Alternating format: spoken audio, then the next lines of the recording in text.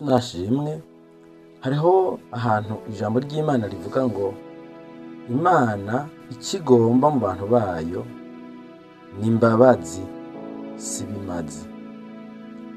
Imbabazi no guca iziroranye.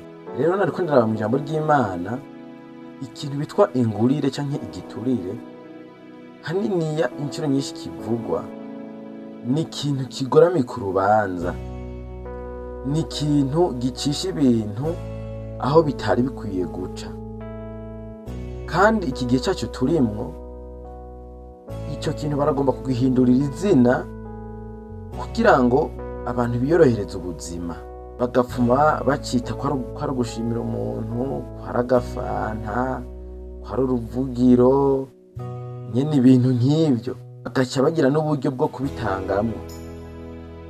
Mugabo kandi ku rundi ruhande iyo dusomye muri Bibiliya, ikintu umuntu akoze abanje kweraguza ko atawumubona, atinya ko nakana n'akabumbona ko agikoze, kiba ari icaha. Ico kintu kiba ari icaha. Ikintu wokora wumva ko n'akarorero justice ibimye ko wabikoze canke ko wacakiriye, kiba ari icaha, naho yoba ari injustice yo ngaha mw'isi. Mugabo dufise Imana iri hejuru y'ibi byose tubonesha amaso. Iyo nyene ubwayo niyivuga ko kugingurire bigoramye ku rubanza.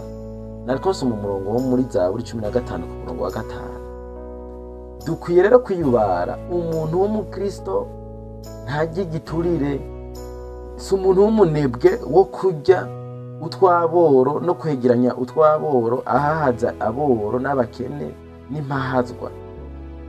Umuntu w'umukristo akora ibintu by'ukuri bibereye, nta fraude, nta kinyoma, nta manyanga. Ingurire rero ngo igoramika urubanza kandi bikagoramika ubwenge bw'abanyabwenge. Iki kintu by'ukuri mu ngeso zacu nk'abantu b'abakristo, naho iminsi iriko iragenda twopfuma tugisoromano ariko ntituzohomba ijuru. Twopfuma tubaho ubuzima butoya buciriritse ariko tukazoja mw'ijuru, hako dukumakuma ivyo ngaha mw'isi ata naho tuzobyana tuzobisiga. Iyi ni impanuro yo kutava ku buntu bw'Imana.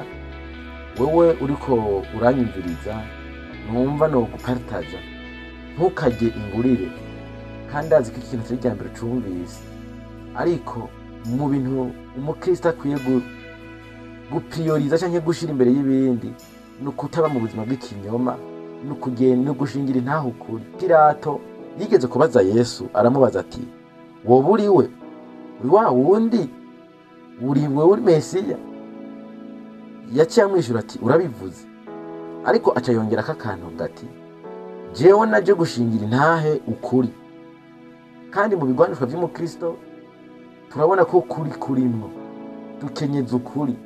Ukuri rero kubemwo muri byose, kandi igiturire s'ukuri, igiturire n'ikinyoma, igiturire n'umwijima, igiturire kigoramika ibintu, mu giturire nta mbabazi zirimwo, mu giturire nta kwiyumvira ku bandi kurimwo, mu giturire mo kwikunda.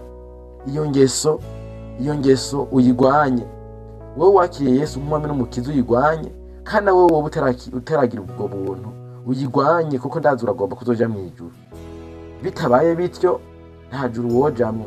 Ijuru ni ry'abantu b'abanyakuri bihanye ibyaha bakanesha. Yesu Kristo akumpezagirire aho hantu uriko uradodora vyanse ko huguruka, bisaba ko urwo rugi urupfumbatisha. Ndasenze ko wahisemo kwitandukanya n'icyaha, Imana ibikore urwo rugi rukugurukire mu izina rya Yesu. Ariko kandi rugitevye ntuhemuke. Abarundi bavuze ngo heza guhemuka ngira ibigori bikeya. Ntuhemukire Imana, ntuhemuke. Ushingire intaho ukuri kugeza ku kanyuma. Upfuma urya insoromano ariko ugumana ubugingo, ugumana ivyizigiro byo kuja iwawe mw'ijuru, iwacu mw'ijuru. Umurezi Satani aca atsindwa amaramare.